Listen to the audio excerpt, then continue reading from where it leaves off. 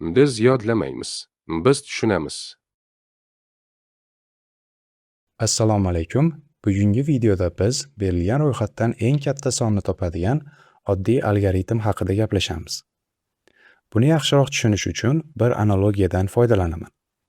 Tasavvur qiling, siz armiyaga odamlar orasidan eng baland bo'yli bir kishini tanlab olmoqchisiz.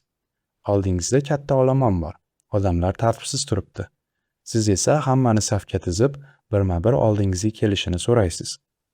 Birinchi kelgan odamni vaqtincha tanlangan nomzod deb olasiz, chunki undan oldin hech kim yo'q edi. Demak, hozircha u eng baland bo'yli deb hisoblanadi. Keyin ikkinchi odam keladi. Agar uning bo'yi kichik bo'lsa, siz uni e'tiborsiz qoldirasiz. Agar esa undan ham balandroq bo'lsa, siz oldingi nomzodni almashtirib, yangi odamni tanlaysiz.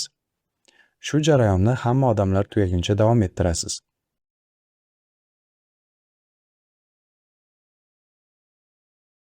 Oxirida esa siz eng baland bo'yli odamni tanlab olgan bo'lasiz. Bu greedy algoritm, ya'ni har bir qadamda mahalliy eng yaxshi qarorni qabul qilib, umumiy eng yaxshi natijaga erishish usuli. Bizning holatda qo'limizda turgan maksimal qiymat har doim eng katta bo'lib qoladi. Endi buni JavaScriptda yozamiz.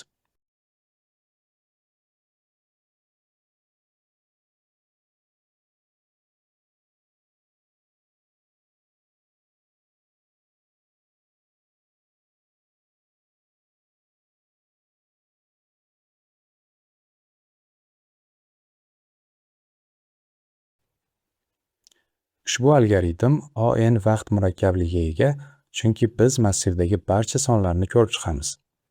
Xotira murakkabligi esa O1.